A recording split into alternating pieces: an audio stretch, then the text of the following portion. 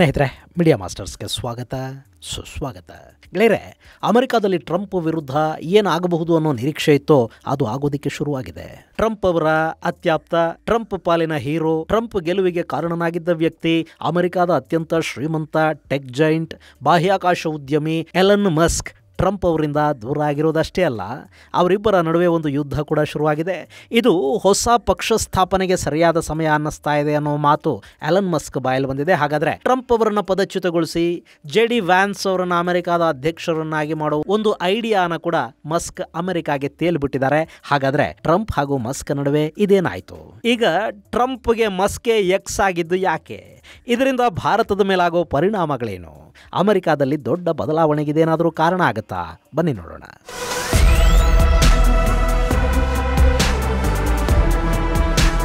ಗೆಳೆಯರೆ, Elon Musk ಬಗ್ಗೆ ಯಾರಿಗೆ ತಾನೇ ಗೊತ್ತಿಲ್ಲ? ಮೊನ್ನೆ ಅಮೆರಿಕಾದ ಚುನಾವಣೆಯಲ್ಲಿ ದೊಡ್ಡ ಪಾತ್ರವನ್ನು ವಹಿಸಿದ್ದು ಎಲನ್ ಮಸ್ಕ್. ಅಮೆರಿಕಾದ ಅಧ್ಯಕ್ಷ ಡೊನಾಲ್ಡ್ ಟ್ರಂಪ್ ಗೆಲುವಿನ ಹಿಂದಿದ್ದದ್ದು ಎಲನ್ ಮಸ್ಕ್. ಈ ಹಿಂದೆ ಅಂದರೆ ಟ್ರಂಪ್ ಮೊದಲ ಅವಧಿಯಲ್ಲಿ ಮಸ್ಕ್ ಟ್ರಂಪ್ ಬಗ್ಗೆ ಅಂಥ ಒಲವು ಬೆಳೆಸ್ಕೊಂಡಿರದೇ ಇದ್ರೂ ಕೂಡ ಬಿಡನ್ ಆಡಳಿತ ನೋಡಿದ ನಂತರ ಟ್ರಂಪೇ ಮೇಲು ಅಂತ ಅವರಿಗೂ ಅನ್ನಿಸ್ತೇನೋ, ಎಲನ್ ಮಸ್ಕ್ ಟ್ರಂಪ್ ಬೆನ್ನಿಗೆ ನಿಂತರು. ಟ್ರಂಪ್ ಚುನಾವಣೆಗಳನ್ನು ಗಮನದಲ್ಲಿಟ್ಕೊಂಡೇ ಆತ ಟ್ವಿಟರನ್ನು ಖರೀದಿ ಮಾಡಿದರು. ಟ್ವಿಟರ್ ಸಂಪೂರ್ಣವಾಗಿ ಟ್ರಂಪ್ ಪರ ಕೆಲಸ ಮಾಡ್ತು. ಜೊತೆಗೆ ಟ್ರಂಪ್ ಚುನಾವಣೆಗಳಿಗಾಗಿ ಮಸ್ಕ್ ಸುಮಾರು $300 ಮಿಲಿಯನ್ ಹಣವನ್ನು ಖರ್ಚು ಕೂಡ ಮಾಡಿದರು. ಟ್ರಂಪ್ ಪರ ರ್ಯಾಲಿಗಳನ್ನು ಮಾಡಿದರು. ಅಮೆರಿಕಾದ ಟೆಕ್ ಉದ್ಯಮದ ದೈತ್ಯರನ್ನು ಕರ್ಕೊಂಡು ಬಂದು ಟ್ರಂಪ್ ಪರ ನಿಲ್ಲೋ ಹಾಗೆ ಟ್ರಂಪ್ಗೆ ಬೆಂಬಲ ಘೋಷಿಸೋ ಹಾಗೆ ಮಾಡಿದರು. ಇದೆಲ್ಲದರ ಫಲ ಅಮೆರಿಕಾದ ಚುನಾವಣೆಯಲ್ಲಿ ಟ್ರಂಪ್ ಗೆದ್ದಿದ್ದು ಆಯಿತು.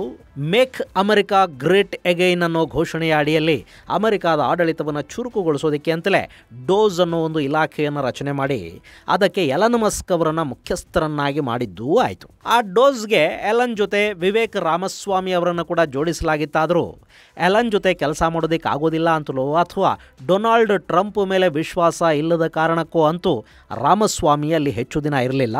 ಅವರು ಓಹಿಯೋದಲ್ಲಿ ಚುನಾವಣೆಗೆ ಸ್ಪರ್ಧೆ ಮಾಡೋ ಉದ್ದೇಶವನ್ನು ವ್ಯಕ್ತಪಡಿಸಿ ಡೋಸ್ನಿಂದ ಹೊರ ಹೋದರು. ತಮ್ಮ ಭವಿಷ್ಯವನ್ನು ತಾವು ಕಟ್ಟಿಕೊಳ್ಳೋದಕ್ಕೆ ಶುರು ಮಾಡಿದರು. ಇನ್ನು 130 ದಿನಗಳ ನಂತರ ಎಲನ್ ಮಸ್ಕ್ ಕೂಡ ಮೊನ್ನೆ ಮೇ 30ನೇ ತಾರೀಕು ಡೋಸ್ ಮುಖ್ಯಸ್ಥನ ಸ್ಥಾನಕ್ಕೆ ರಾಜೀನಾಮೆಯನ್ನು ಕೊಟ್ಟಿದ್ದಾರೆ. ಅದರ ಬೆನ್ನಲ್ಲೇ ಮಸ್ಕ್ ಹಾಗೂ ಟ್ರಂಪ್ ನಡುವೆ ಡಿಶ್ಯುಮ್ ಶುರುವಾಗಿದೆ. ಈ ಸಂಘರ್ಷದ ಪರಿಣಾಮ ಏನು ಗೊತ್ತಾ? ಒಂದೇ ದಿನ ಟೆಸ್ಲಾದ ಷೇರುಗಳು $14 ಕುಸಿತವನ್ನು ಕಂಡಿವೆ. ಒಂದೇ ದಿನ ಮಸ್ಕ್ ಸುಮಾರು $150 ಬಿಲಿಯನ್ ನಷ್ಟವನ್ನು ಅನುಭವಿಸಬೇಕಾಗಿ ಬಂದಿದೆ. ಹಾಗಾದರೆ ಏನಿದು ಟ್ರಂಪ್ ಮತ್ತು ಮಸ್ಕ್ ಜಗಳ?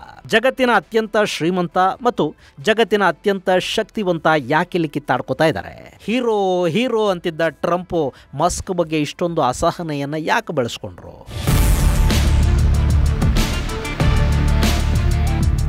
ಗೆಳೆಯರೆ, ಇದೆಲ್ಲ ಶುರುವಾಗಿದ್ದು ಅನ್ನೋದಕ್ಕಿಂತ ಹೊರಗೆ ಬಂದಿದ್ದು ಟ್ರಂಪ್ ಅವರ ಒನ್ ಬಿಗ್ ಬ್ಯೂಟಿಫುಲ್ ಬಿಲ್ನಿಂದ. ಅದು ಅಮೆರಿಕಾದಲ್ಲಿ ಒಂದಷ್ಟು ತೆರಿಗೆ ಕಡಿತಕ್ಕೆ, ಒಂದಷ್ಟು ಸಬ್ಸಿಡಿಗಳನ್ನು ಕೊಡೋದಕ್ಕೆ, ಹಾಗೆ ಒಂದಷ್ಟು ಆರ್ಥಿಕ ಸುಧಾರಣೆಗಳಿಗೆ ಸಂಬಂಧಪಟ್ಟ ಬಿಲ್ಲು. ಅದು ಅಮೆರಿಕಾದ ಖರ್ಚುಗಳನ್ನು ಹೆಚ್ಚು ಮಾಡೋ ಬಿಲ್ ಆಗಿತ್ತು. ಈಗಾಗಲೇ ಅಮೆರಿಕ ಸುಮಾರು $36.22 ಟ್ರಿಲಿಯನ್ ಸಾಲವನ್ನು ಮಾಡಿಕೊಂಡಿದೆ. ಈ ಹೊಸ ಬಿಲ್ಲು, ಅದರಲ್ಲಿನ ತೆರಿಗೆ ವಿನಾಯಿತಿಗಳು, ಸಬ್ಸಿಡಿಗಳು, ಇವುಗಳಿಂದ ಅಮೆರಿಕಾದ ಸಾಲ ಮತ್ತಷ್ಟು ಹೆಚ್ಚಾಗುತ್ತೆ, ಹೆಚ್ಚು ಆರ್ಥಿಕ ಹೊರೆ ಬೀಳುತ್ತೆ ಅನ್ನೋದು ಮಸ್ಕ್ ವಾದ ಆಗಿತ್ತು. ಹೀಗಾಗಿ ಈ ಬಿಲ್ಲನ್ನು ಆತ ಟೀಕೆ ಮಾಡೋದಕ್ಕೆ ಶುರು ಮಾಡಿದರು. ಇದು ಟ್ರಂಪ್ ಮತ್ತು ಮಸ್ಕ್ ನಡುವೆ ಮನಸ್ತಾಪಕ್ಕೆ ಕಾರಣ ಆಯಿತು. ಮಸ್ಕ್ ಡೋಸ್ಗೆ ರಾಜೀನಾಮೆ ಕೊಟ್ಟು ಎದ್ದು ಹೋಗಿದ್ದು ಕೂಡ ಆಯಿತು. ಇಲ್ಲಿ ಟ್ರಂಪ್ ಒಂದು ಬಿಲ್ಲನ್ನು ಮಂಡಿಸಿದ್ದೇ ಮಸ್ಕ್ ಅವರಿಗೆ ಕಾರಣ ಆಯಿತಾ? ಅಥವಾ ಅದರಲ್ಲಿ ಮಸ್ಕ್ ಬೇಸರಕ್ಕೆ ಕಾರಣವಾಗೋ ಬೇರೆ ಅಂಶಗಳೇನಾದರೂ ಇದ್ವಾ? ಗೆಳೆಯರೆ, ಅಮೆರಿಕಾದ ಅಧ್ಯಕ್ಷ ಚುನಾವಣೆ ನಡೆಯುತ್ತಲ್ಲ, ಆ ಸಂದರ್ಭದಲ್ಲಿ ಅಲ್ಲಿನ ನಾನಾ ಲಾಬಿಗಳು ಚುನಾವಣೆಗೆ ಫಂಡಿಂಗ್ ಅನ್ನು ಮಾಡುತ್ತವೆ. ಅದರಲ್ಲಿ ವೆಪನ್ ಲಾಬಿ ಇರುತ್ತೆ, ಡ್ರಗ್ಸ್ ಅಂದರೆ ಔಷಧ ಲಾಬಿ ಇರುತ್ತೆ, oil lobby, tech lobby, manufacturing, finance, ಹೀಗೆ ನಾನಾ ವಲಯಗಳ ಶ್ರೀಮಂತ ವರ್ಗಗಳು ಅಲ್ಲಿನ ಚುನಾವಣೆಗಳಿಗೆ ಫಂಡ್ ಮಾಡುತ್ತವೆ ಮತ್ತು ಆರಿಸಿ ಬಂದ ಅಧ್ಯಕ್ಷರಿಂದ ತಮ್ಮ ಕ್ಷೇತ್ರಕ್ಕೆ, ತಮ್ಮ ವ್ಯಾಪಾರಕ್ಕೆ ಲಾಭ ಆಗೋ ಹಾಗೆ ನೋಡ್ಕೊಳ್ಳುತ್ತವೆ. ಇಲ್ಲಿ ಕೂಡ ಟ್ರಂಪ್ ಆರಿಸಿ ಬಂದ ನಂತರ ಆ ದೇಶದ ಮೇಲೆ ಟ್ಯಾರಿಫು, ಈ ದೇಶದ ಮೇಲೆ ಟ್ಯಾರಿಫು, ಇದೆಲ್ಲ ಶುರುವಾಯ್ತಲ್ಲ. ಇದು ಅಮೆರಿಕಾದ ತಯಾರಿಕಾ ವಲಯಕ್ಕೆ ಲಾಭ ಮಾಡಿಕೊಡೋ ಉದ್ದೇಶದಿಂದ ಶುರುವಾಗಿತ್ತು. ಈಗ ನೋಡಿ, ಮೊನ್ನೆ ಅರಬ್ ದೇಶಗಳ ಟೂರ್ ಮಾಡಿದ ಟ್ರಂಪು ಅಲ್ಲೊಂದು ಆಯುಧ ಖರೀದಿಯ ಡೀಲನ್ನು ಮುಗಿಸಿದ್ದಾರೆ. ಭಾರತಕ್ಕೆ ಕೂಡ F-35ಗಳನ್ನು ಖರೀದಿ ಮಾಡೋದಕ್ಕೆ ಅಮೆರಿಕ ಒತ್ತಡ ಹೇರ್ತಾ ಇದೆ. ಇದೆಲ್ಲ ಅಲ್ಲಿನ ಆಯುಧ ತಯಾರಿಕಾ ವಲಯ ಏನಿದೆ ಅದನ್ನು ಖುಷಿಪಡಿಸೋದಕ್ಕೆ, ಅವರ ವ್ಯಾಪಾರವನ್ನು ಹೆಚ್ಚು ಮಾಡಿಸೋದಕ್ಕೆ ಅಮೆರಿಕಾದ ಅಧ್ಯಕ್ಷರು ಮಾಡ್ತಾ ಇರೋ ಪ್ರಯತ್ನ. ಹೀಗಾಗಿನೇ ಚುನಾವಣೆಗೆ ಮೊದಲು ರಷ್ಯಾ ಮತ್ತು ಯುಕ್ರೇನ್ ಯುದ್ಧವನ್ನು ನಿಲ್ಲಿಸಿಬಿಡ್ತೀನಿ, ನಾನು ಆಯ್ಕೆಯಾದ ಕೆಲವೇ ದಿನಗಳಲ್ಲಿ ಗಂಟೆಗಳಲ್ಲಿ ಯುದ್ಧ ನಿಂತು ಹೋಗುತ್ತೆ ಅಂತೆಲ್ಲ ಮಾತಾಡ್ತಾ ಇದ್ದ ಟ್ರಂಪ್ಗೆ ಯುಕ್ರೇನ್ಗೆ ಕೊಡ್ತಾ ಇದ್ದ ಆಯುಧಗಳನ್ನ ನಿಲ್ಲಿಸೋದಕ್ಕೆ ಕೂಡ ಸಾಧ್ಯ ಆಗಿಲ್ಲ. ಯಾಕೆಂದ್ರೆ ಅದರ ಹಿಂದೆ ಅಮೆರಿಕಾದ ಆಯುಧ ಲಾಬಿ ಇದೆ. ಅವರು ಯುದ್ಧಗಳು ನಿಲ್ಲೋದಕ್ಕೆ ಅವಕಾಶವನ್ನು ಕೊಡೋದಿಲ್ಲ. ಹಾಗೆ ಅಮೆರಿಕಾದಲ್ಲಿ ತೈಲ ಲಾಬಿ ಕೂಡ ಇದೆಯಲ್ಲ, ಅದನ್ನು ಖುಷಿಪಡಿಸಬೇಕು. ಇಲ್ಲದೇ ಇದ್ದರೆ ಅಮೆರಿಕಾದ ತೈಲ ವ್ಯಾಪಾರಿಗಳು, ಅರಬ್ ದೇಶಗಳು ಟ್ರಂಪ್ ವಿರುದ್ಧ ನಿಂತುಕೊಳ್ಳುತ್ತವೆ.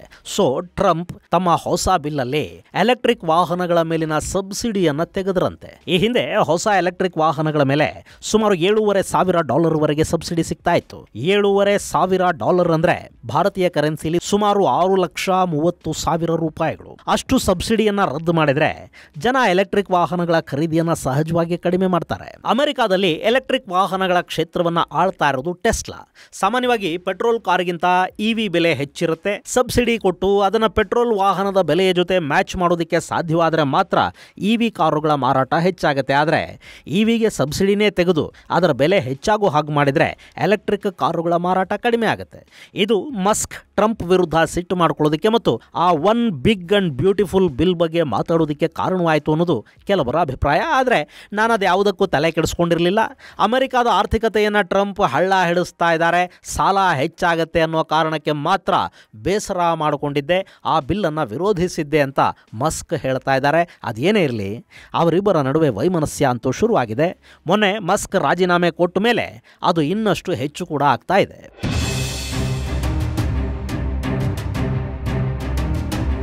ಗೆಳೆಯರೆ, ಮೊನ್ನೆ ಏನಾಯ್ತು ಅಂದ್ರೆ ಅಮೆರಿಕಾದ ಟ್ರಂಪ್ ಅವರ ಓವಲ್ ಕಚೇರಿಗೆ ಜರ್ಮನಿಯ ಚಾನ್ಸಲರ್ ಫೆಡ್ರಿಕ್ ಮೆರ್ಜ್ ಹೋಗಿದ್ರು. ಈ ಓವಲ್ ಆಫೀಸ್ ನ ವಾಸ್ತು ಬಹುಶಃ ಟ್ರಂಪ್ಗೆ ಸರಿ ಹೋಗ್ತಾ ಇದೆಯೋ ಇಲ್ವೋ, ಇಲ್ಲಿರೋ ಯಾರಾದರೂ ವಾಸ್ತು ಪಿತಾಮಹರನ್ನ ಕರೆಸ್ಕೊಂಡು ಸರಿ ಮಾಡಿಸ್ಕೊಳ್ಳೋದು ಒಳ್ಳೇದೋ ಏನೋಪ್ಪ. ಯಾಕೆಂದ್ರೆ ನೋಡಿ, ಆ ಓವಲ್ ಆಫೀಸಲ್ಲೇ ಜೆಲೆನ್ಸ್ಕಿ ಕೂಡ ಟ್ರಂಪ್ ವಿರುದ್ಧ ಗುರುಗುಟ್ಟಿ ಎದ್ದು ಹೋಗಿದ್ದು. ಅದೇ ಓವಲ್ ಆಫೀಸಲ್ಲೇ ದಕ್ಷಿಣ ಆಫ್ರಿಕಾದ ಅಧ್ಯಕ್ಷ ರಾಮ್ಫೋಸಾ ಟ್ರಂಪ್ ವಿರುದ್ಧ ಬೇಸರಗೊಂಡಿದ್ದು. ಅದೇ ಆಫೀಸಲ್ಲಿ ಭೇಟಿ ಮಾಡಿದ ನಂತರವೇ ಇಸ್ರೇಲ್ ಮತ್ತು ಭಾರತದ ಪ್ರಧಾನಿಗಳ ಸಂಬಂಧಗಳು ಟ್ರಂಪ್ ಜೊತೆ ಅಷ್ಟಕ್ಕಷ್ಟೇ ಅನ್ನೋ ಪರಿಸ್ಥಿತಿಗೆ ಬಂದದ್ದು. ಈಗ ಅದೇ ಓವಲ್ ಆಫೀಸ್ಗೆ ಜರ್ಮನಿಯ ಚಾನ್ಸಲರ್ ಬಂದಿದ್ರು.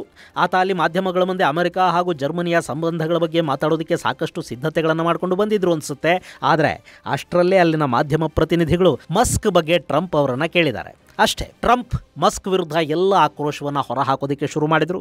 ನಮ್ಮ ಹೊಸ ಬಿಲ್ಲಲ್ಲಿ ಎಲೆಕ್ಟ್ರಿಕ್ ವಾಹನಗಳ ಮೇಲಿನ ಸಬ್ಸಿಡಿಯನ್ನು ತೆಗೆದಿದ್ದೀವಿ, ಅದರಿಂದ ಮಸ್ಕ್ಗೆ ವ್ಯಾಪಾರ ನಷ್ಟ ಉಂಟಾಗುತ್ತೆ, ಈ ಕಾರಣಕ್ಕೆ ಆತ ಆ ಬಿಲ್ ವಿರುದ್ಧ ಮಾತಾಡ್ತಾ ಇದ್ದಾನೆ ಅಂತೆಲ್ಲ ಮಾತಾಡಿದ ಟ್ರಂಪ್ ಯಥಾ ಪ್ರಕಾರ ತಮ್ಮ ಅತ್ಯಂತ ಬೇಜವಾಬ್ದಾರಿಯುತ ಮತ್ತು ಉಡಾಫೆಯ ಶೈಲಿಯಲ್ಲಿ ಅಲ್ಲಿ ವಿದೇಶಿ ಗಣ್ಯರು ಪ್ರತಿನಿಧಿಗಳು ಇದ್ದಾರೆ ಅನ್ನೋದನ್ನು ಕೂಡ ಮರೆತು ಮಸ್ಕ್ ವಿರುದ್ಧ ಒಂದೇ ಸಮಕ್ಕೆ ಮಾತಾಡೋದಕ್ಕೆ ಶುರು ಮಾಡಿದ್ರು.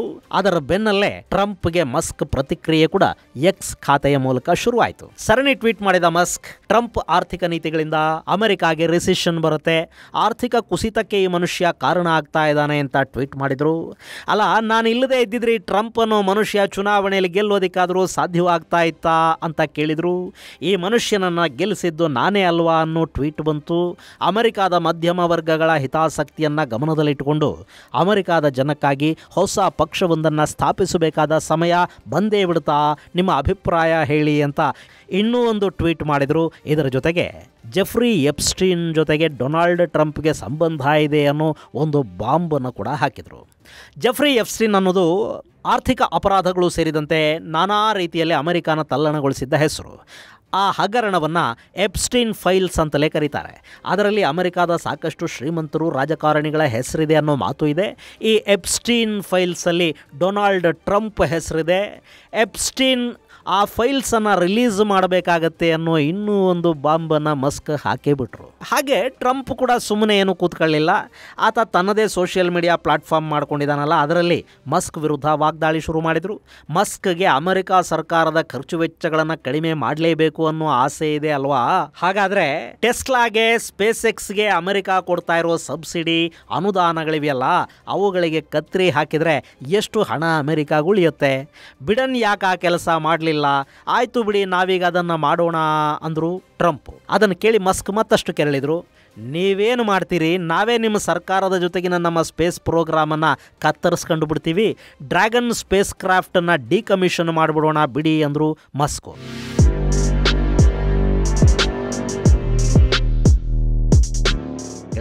ಡ್ರ್ಯಾಗನ್ ಡಿಕಮಿಷನ್ ಅಂದರೆ ಈಗಾಗಲೇ ಬಾಹ್ಯಾಕಾಶದಲ್ಲಿರೋ ಗಗನಯಾತ್ರಿಗಳನ್ನು ಭೂಮಿಗೆ ಕರ್ಕೊಂಡು ಬರೋದಕ್ಕೆ ಮತ್ತು ಭೂಮಿಯಿಂದ ಸ್ಪೇಸ್ಗೆ ಕರ್ಕೊಂಡು ಹೋಗೋದಕ್ಕಿರೋ ಒಂದು ಅವಕಾಶನೇ ತಪ್ಪು ಹೋದ ಹಾಗಾಗತ್ತೆ. ಅದು ಮುಂದಿನ ಬಾಹ್ಯಾಕಾಶ ಸಂಶೋಧನೆಗಳನ್ನು ವಿಳಂಬಗೊಳಿಸುತ್ತೆ. ಮೊದಲೆಲ್ಲ ಈ ಕೆಲಸಕ್ಕೆ ರಷ್ಯಾದ ಮೇಲೆ ಅಮೆರಿಕ ಆಧಾರಪಟ್ಟಿತ್ತು. ಆದರೆ ಈಗ ರಷ್ಯಾ ಅಮೆರಿಕಾದಿಂದ ದೂರ ಆಗಿದೆ ಮತ್ತು ಅವರು ಕೂಡ ಹಿಂದಿನಷ್ಟು ಬಲಿಷ್ಠವಾಗಿ ಕಾಣ್ತಾ ಇಲ್ಲ. ರಷ್ಯಾದ ಬಾಹ್ಯಾಕಾಶ ಸಾಮರ್ಥ್ಯವನ್ನು ಈಗ ಚೈನಾ ಹಾಗೂ ಎಲನ್ ಮಸ್ಕ್ ತಮ್ಮ ಕೈಗೆ ತಗೊಂಡಿದ್ದಾರೆ. ಹೀಗಿರುವಾಗ ಡ್ರ್ಯಾಗನ್ನನ್ನು ರದ್ದು ಮಾಡೋಣ ಅಂದರೆ ಅದು ಅಮೆರಿಕ ಸೇರಿದಂತೆ ಬಾಹ್ಯಾಕಾಶಕ್ಕೆ ಗಗನಯಾನಿಗಳನ್ನು ಕಳುಹಿಸಿಕೊಡೋ ದೇಶಗಳ ಸಂಶೋಧನೆಗೆ ಹಿನ್ನಡೆಯನ್ನುಂಟು ಮಾಡುತ್ತೆ. ಬಹುಶಃ ಮಸ್ಕ್ ಹಾಗೆ ಮಾಡಲಾರರು. ಇನ್ನು ಟ್ರಂಪ್ ಕೂಡ ಸುಮ್ಮನೇನಾಗಲಿಲ್ಲ. ಈ ಮಸ್ಕ್ಗೆ ಸ್ವಲ್ಪ ತಲೆ ಕೆಟ್ಟಿದೆ. ನನ್ನ ಜೊತೆಗಿದ್ದು ಈಗ ನನ್ನನ್ನು ಬಿಟ್ಟಿರಬೇಕು ಅಂದರೆ ಅವರಿಗೆ ಕಷ್ಟ ಆಗ್ತಾ ಇದೆ. ಇದನ್ನು TDS ಅಂದರೆ ಟ್ರಂಪ್ ಡಿರೇಂಜ್ಮೆಂಟ್ ಸಿಂಡ್ರೋಮ್ ಅಂತ ಕರೀತಾರೆ. ಯಾರೇ ನನ್ನ ಜೊತೆಗಿದ್ದು ಆನಂತರ ದೂರ ಆದರೆ ಅವರಿಗಿಂಥದ್ದೊಂದು ಮಾನಸಿಕ ಸಮಸ್ಯೆ ಉಂಟಾಗುತ್ತೆ. ಅದೇ ಪಾಪ ಎಲನ್ ಮಸ್ಕ್ಗೂ ಆಗ್ತಾ ಇದೆ. ಹೆದರಬೇಕಿಲ್ಲ, ಎಲ್ಲ ಸರಿ ಹೋಗುತ್ತೆ ಅನ್ನೋ ಇನ್ನೊಂದು ಉಡಾಫೆ ಮತ್ತು ವ್ಯಂಗ್ಯ ಭರಿತ ಹೇಳಿಕೆಯನ್ನು ಕೊಟ್ಟಿದ್ದಾರೆ. ಒಟ್ಟಾರೆ ಅಮೆರಿಕಾದಲ್ಲಿ ಪರಿಸ್ಥಿತಿ ಸರಿ ಕಾಣ್ತಾ ಇಲ್ಲ. ಇಲ್ಲಿ ಮಸ್ಕ್ ಪಾಲಿಗೆ ಟ್ರಂಪ್ ಎಕ್ಸ್ ಆಗ್ತಾ ಇದ್ದಾರೋ, ಟ್ರಂಪ್ ಪಾಲಿಗೆ ಮಸ್ಕೇ ಎಕ್ಸ್ ಆದರೋ ಗೊತ್ತಿಲ್ಲ. ಅಂತೂ ಅವರಿಬ್ಬರ ನಡುವಿನ ಜಗಳ ಮಾತ್ರ ಸಾಕಷ್ಟು ಮಜಾ ಕೊಡ್ತಾ ಇದೆ. ಇದೆಲ್ಲದರ ನಡುವೆ ಇಯಾನ್ ಮೈಲ್ಸ್ ಎಂಬಾತ ಟ್ರಂಪ್ ಹಾಗೂ ಮಸ್ಕ್ ನಡುವಿನ ಜಗಳದಲ್ಲಿ ಯಾರು ಗೆಲ್ತಾರೆ, ನನ್ನ ಆಯ್ಕೆ ಅಂದರೆ ಮಸ್ಕು, ಟ್ರಂಪ್ಗೆ ಇಂಪೀಚ್ಮೆಂಟ್ ಮಾಡಿ JD ವ್ಯಾನ್ಸ್ಗೆ ಅಧ್ಯಕ್ಷ ಪಟ್ಟ ಕಟ್ಟಬೇಕು ಅಂತ ಟ್ವೀಟ್ ಮಾಡಿದರೆ ಅದಕ್ಕೆ ಮಸ್ಕ್ ಎಸ್ ಅಂತ ಪ್ರತಿಕ್ರಿಯಿಸೋ ಮೂಲಕ ಟ್ರಂಪ್ ಇಂಪೀಚ್ಮೆಂಟ್ ಅನ್ನೋ ಬೇಡಿಕೆಯನ್ನು ಈಗ ಬಲಪಡಿಸೋದಕ್ಕೆ ಹೋಗ್ತಾ ಇದ್ದಾರೆ. ಇಲ್ಲಿ ಮಸ್ಕ್ ಒಬ್ಬರೇ ಇದೆಲ್ಲ ಮಾಡ್ತಾ ಇದ್ದಾರೆ ಅಂತಲೂ ಅನ್ನಿಸ್ತಾ ಇಲ್ಲ. ಟ್ರಂಪ್ ಅವರ ಹುಚ್ಚು ನಿರ್ಧಾರಗಳು ಹೀಗೆ ಮುಂದುವರಿತಾ ಹೋದರೆ ಅಮೆರಿಕಾದ ಉದ್ಯಮ ಸಮೂಹ ಟ್ರಂಪ್ ವಿರುದ್ಧ ಒಂದಾಗುತ್ತೆ. ಅದರಲ್ಲೂ ಇವತ್ತು ಜಗತ್ತನ್ನು ಆಳ್ತಾ ಇರೋದು ಟೆಕ್ ಇಂಡಸ್ಟ್ರಿ. ಅದು ಒಂದಾಗಿ ನಿಂತರೆ ಅಮೆರಿಕಾದ ಅಧ್ಯಕ್ಷ ಟ್ರಂಪ್ ದಾರಿಗೆ ಬರಬೇಕಾಗತ್ತೆ ಅಥವಾ ದಾರಿ ಬಿಟ್ಟು ತೊಲಗಬೇಕಾಗತ್ತೆ. ಅಮೆರಿಕಾದಲ್ಲಿ ಏನಾಗುತ್ತೆ, ಈಗ ಶುರುವಾಗಿರೋ ಬಂಡಾಯ ಎಲ್ಲಿವರೆಗೆ ಹೋಗುತ್ತೆ ಅನ್ನೋದನ್ನು ಕಾದು ನೋಡಬೇಕಿದೆ. ಇನ್ನು ಇಲ್ಲಿ ಮಸ್ಕ್ ಹಾಗೂ ಟ್ರಂಪ್ ನಡುವಿನ ಈ ಸಂಘರ್ಷ ಎಲನ್ ಮಸ್ಕ್ ಅವರ ಟೆಸ್ಲಾನ ಭಾರತಕ್ಕೆ ಕರ್ಕೊಂಡು ಬರುತ್ತಾ? ಯಾಕೆಂದ್ರೆ ಅಮೆರಿಕಾದಲ್ಲಿ EVಗಳಿಗೆ ಸಬ್ಸಿಡಿ ಸಿಗೋದಿಲ್ಲ ಅಂದ್ರೆ ಅವರು ತಮ್ಮ ಮಾರುಕಟ್ಟೆಯನ್ನು ಬೇರೆ ಕಡೆಗೆ ವಿಸ್ತರಿಸಿಕೊಳ್ಳೋದಕ್ಕೆ ನೋಡಬೇಕು. ಚೈನಾದಲ್ಲಿ BYD ಜೊತೆ ಟೆಸ್ಲಾ ದೊಡ್ಡ ಮಟ್ಟದ ಸ್ಪರ್ಧೆಯನ್ನು ಎದುರಿಸ್ತಾ ಇದೆ. ಸೊ ಅವರಿಗೆ ಖಾಲಿ ಕಾಣ್ತಾ ಇರೋ ಮೈದಾನ ಅಂದರೆ ಅದು ಭಾರತದ್ದು. ಭಾರತದ ಮಾರುಕಟ್ಟೆ ಕೂಡ ತುಂಬಾ ದೊಡ್ಡದು.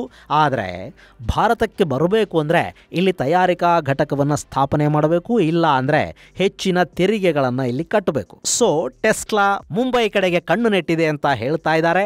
ಅಕಸ್ಮಾತ್ ಟೆಸ್ಲಾ ಘಟಕ ಮುಂಬೈಯಲ್ಲಿ ಆರಂಭ ಆದರೆ ಅದು ಒಂದಷ್ಟು ಜನಕ್ಕೆ ಕೆಲಸವನ್ನು ಕೊಡೋದಕ್ಕೆ ಸಾಧ್ಯ ಆಗುತ್ತೆ. ಅದು ಭಾರತಕ್ಕೆ ಲಾಭವನ್ನು ಉಂಟು ಮಾಡುತ್ತೆ. ಇದು ಗೆಳೆಯರೆ ಮಸ್ಕ್ ಹಾಗೂ ಟ್ರಂಪ್ ನಡುವಿನ ಸಂಘರ್ಷಕ್ಕೆ ಸಂಬಂಧಪಟ್ಟ ಒಂದಷ್ಟು ಮಾಹಿತಿ. ಮುಂದಿನ ಸಂಚಿಕೆಯಲ್ಲಿ ಮತ್ತಷ್ಟು ವಿಶೇಷಗಳ ಜೊತೆ ಮತ್ತೆ ಭೇಟಿಯಾಗೋಣ. ಅಲ್ಲಿವರೆಗೆ ಜೈ ಹಿಂದ್, ಜೈ ಕರ್ನಾಟಕ.